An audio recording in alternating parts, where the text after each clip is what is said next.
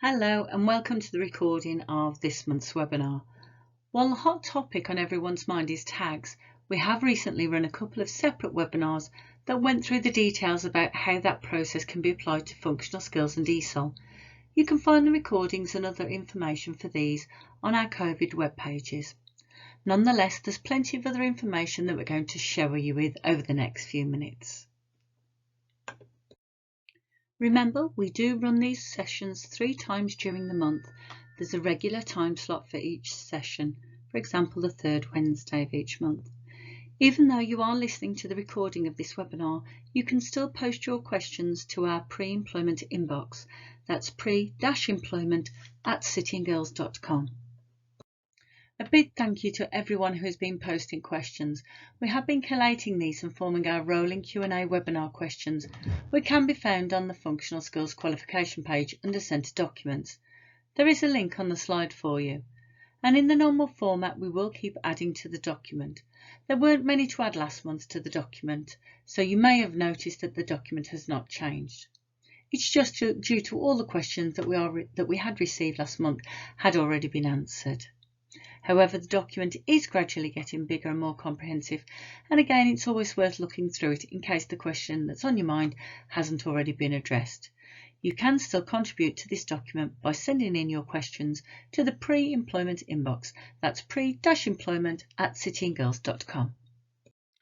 Last month we updated you regarding the temporary flexibility on the requirement for apprentices to attempt the functional skills assessments at level 2 if working towards a level 2 apprenticeship. So after our last webinar, there has been another update from the ESFA, and that is the deadline for this flexibility has now been extended till the end of July 2021. We have included a link to the ESFA update on the slide, and it is important to ensure that you are up to date with the current documents and that you have taken the time to read them. A reminder also about the last certification dates for the legacy functional skills qualifications. We are including the table of the key dates here for the City and Girls qualifications. Just also to reiterate that you cannot mix legacy and reformed components for functional skills English, which does still seem to crop up in queries. The crucial point to bear in mind here is the need to have planned for these dates, as the deadline for certification date is the 31st of July 2021. Tests are available for booking and delivering as normal and will remain available throughout the alternative arrangement period until the 31st of August 2021. We have increased flexibilities around managing paper-delivered functional skills tests to support centres with delivery in line with the public health guidance, and details of these can be found in the ICE document. The latest version is available from the 4748 qualification page. Please ensure you have the latest version, which is 1.3 November 2020, just in case you are saving them onto your own work areas.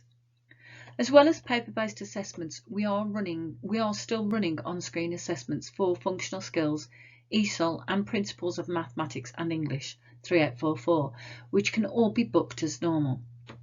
In addition to regularly booked and delivered assessments, we have our interim test at home solution, which can be used with functional skills, both reformed and legacy, ESOL skills for life reading assessments at level 1 and 2, and principles of maths and English. Centres wishing to offer these tests in this way will need to apply for approval through completing an application form available on the website. As you may also be aware by now, we also have test centres for functional skills 3748 and 4748, including functional skills ICT. These are available currently in London, Birmingham and Bristol for centres who wish to take up this option. Just also to touch on speaking, listening and communicating also, as this can be done remotely and this is no longer an adaptation, it is now permitted as a matter of course. We just wanted to raise an important reminder also that if you are involved in the delivery of live assessments, you should not have access to the exams or the exam materials. All our assessments are on demand, so they remain live. Content should not be shared or discussed or even using email exchanges with your awarding organisation. Following the end of the life of Adobe's Flash Player, It was intended that we would continue to use OpenAssess with a supporting piece of software called Surpass Viewer until the replacement practice test platform was available. Unfortunately, this has not been possible and we have been unable to resolve the issues, so the current version of OpenAssess has now been retired. Centres can continue to use the OpenAssess site, not the admin or marking platform, to view historic test scores, but it will not be possible to take new sample tests or renew previous attempts in this platform. We are now focusing our efforts on developing the replacement version of OpenAssess. You can still access the online sample on-screen assessments via the qualification page using Surpass Viewer. To enable access to the sample papers to be more accessible for learners and tutors, you may have already noticed that on the qualification pages for English, Maths and ICT for levels 1 and 2, they are now in an editable PDF format. We have also now included entry level. This will now enable learners to access the papers directly, save onto their own areas, complete under instruction and then share or send to their tutors, or even carry out the practice during a virtual session in a classroom, or whichever way you want to use them.